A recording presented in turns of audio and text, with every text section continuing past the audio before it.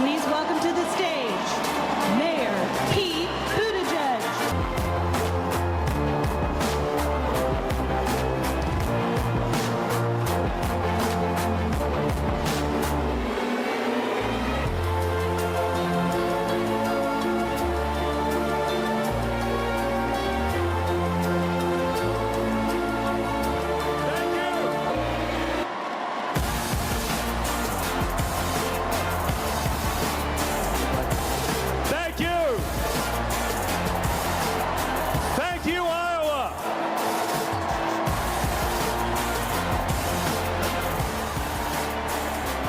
So much.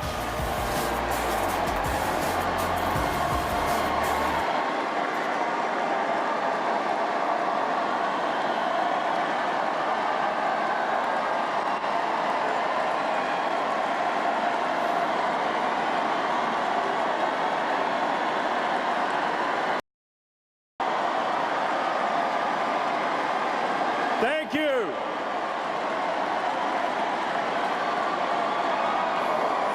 Thank you, Iowa. Thank you, Iowa Democratic Party. Thank you, fellow Democrats.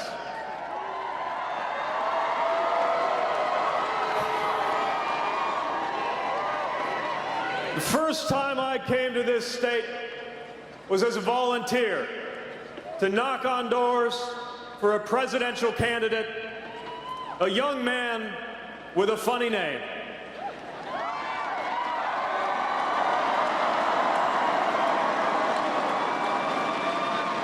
And we knew the stakes were high then. The stakes are colossal now.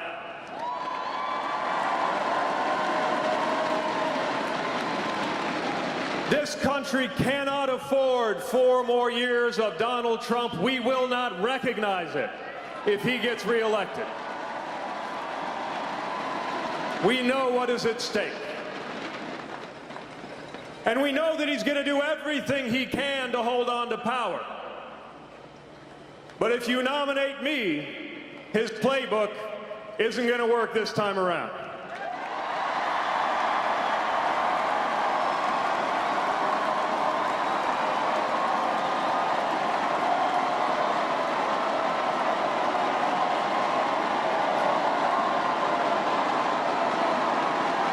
See, I don't get helicoptered into a golf course with my name on it while pretending to care about the working class. I don't even golf. I get around in a Chevy that was built in Ohio by the very same workers this president has let down.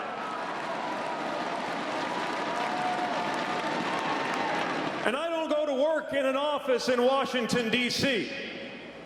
My office is about 6 hours that way down I-80, here in the Midwest.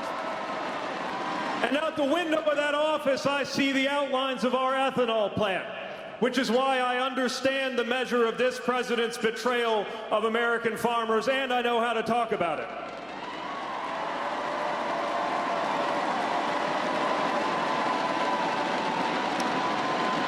And I don't have to throw myself a military parade to see what a convoy looks like.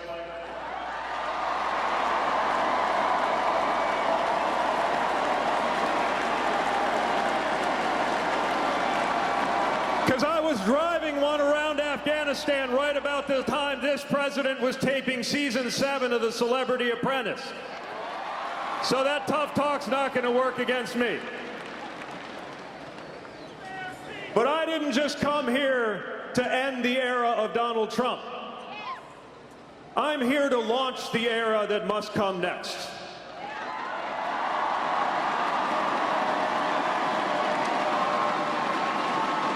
Because in order to win and in order to lead, it's going to take a lot more than the political warfare we've come to accept from Washington, D.C.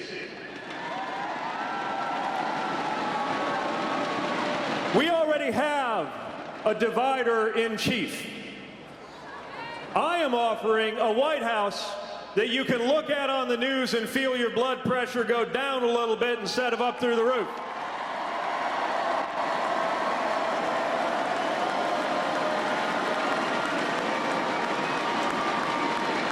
I'm asking you to picture that first day the sun comes up in this country and Donald Trump is no longer the President of the United States.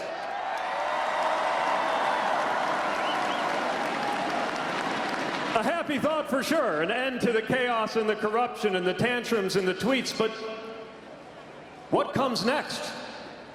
The sun's going to come up over a country even more divided and torn up over politics than we are today, with crises that still require urgent action. A 14-year-old will be waiting for action who wrote me to tell me that she has written out a will because she is afraid that her next day at school might be her last. A 12-year-old will be waiting for action who asked me about health care not because she is a young policy buff, but because she has juvenile diabetes and is afraid her parents will lose their coverage. I am running to be the president who will stand amid the rubble, pick up the pieces of our divided nation, and lead us toward real action to do right by Americans who have waited for far too long.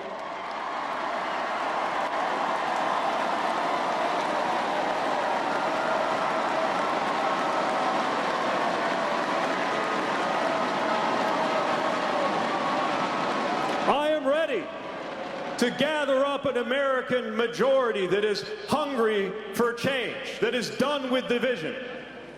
And I have seen that hunger across the country, places you might not expect. In Shenandoah, Iowa, where a young man from a farm family stood up to ask me what role agriculture was going to play in ending climate change. I've seen it in Granger, Indiana, when a diner filled up with conservative Republicans protesting the deportation of a neighbor they knew to be a good man.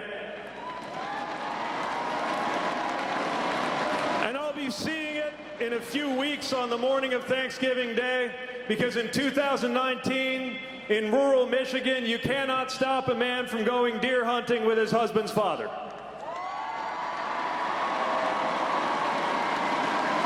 We're ready to build this majority. A majority ready to deliver the most progressive reform to health care in 50 years. Medicare for all who want it, honoring your decision over whether and when you want it.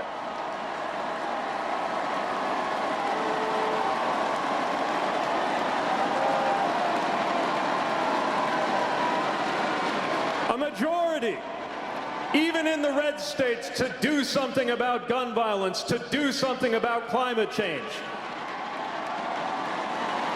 to ensure the dignity of every American, to tackle systemic racism wherever we find it until your race in this country has no bearing on your health or your wealth, your life expectancy, or your relationship with law enforcement. The American people are ready to get this done. To stand with our teachers,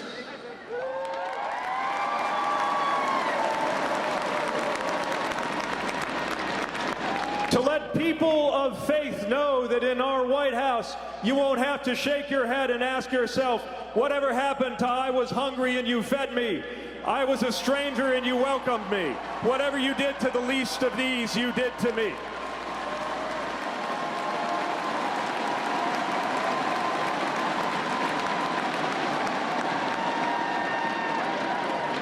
Will not waver from my commitment to our values or back down from the boldness of our ideas. But I also will not tire from the effort to include everyone in this future we are trying to build. Progressives, moderates, and Republicans of conscience who are ready for a change. The time has come.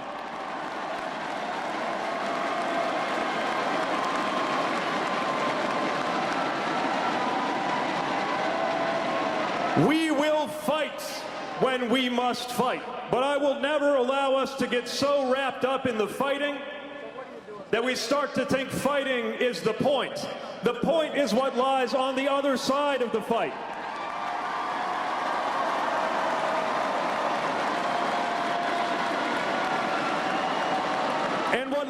on the other side of that fight is the hope of an American experience defined not by exclusion, but by belonging.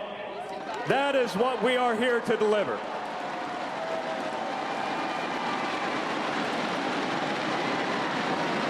And if talking about hope and belonging sounds optimistic to you for a time like this, fine. Call it optimistic, but do not call it naive. Because I believe these things not based on my age, but based on my experience.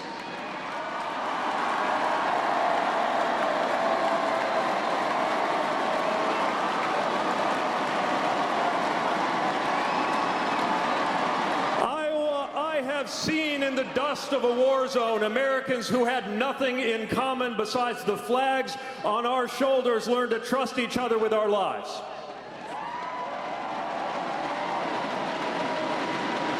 I have seen in the ruins of factories my city answer those who said we were a dying community by rising up together to build a better future.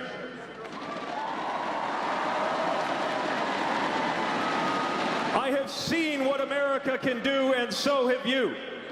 After all, you're looking at someone who, as a young man growing up, wondered if something deep inside of him meant that he would forever be an outsider, would never wear the uniform, never be accepted, never know love. And now you are looking at that same young man, a veteran, a mayor, happily married, asking for your vote for President of the United States.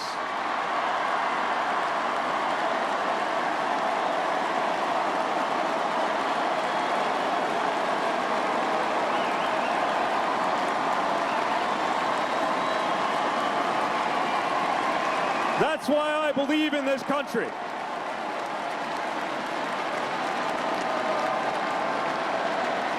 Iowans, I am asking for you to caucus for me on February 3rd because I know what the presidency is for. Because we know that the purpose of the presidency is not the glorification of the president, it is the unification of the American people.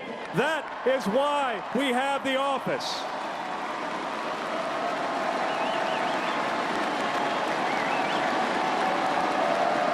So Iowa, are you ready to bring this country together? Are you ready to turn the page to a new era together? Then let us make history together, and we will have a lot to celebrate in November of next year, and we will know where to go from there. Thank you, Iowa. Thank you, Democrats. Thank you so much.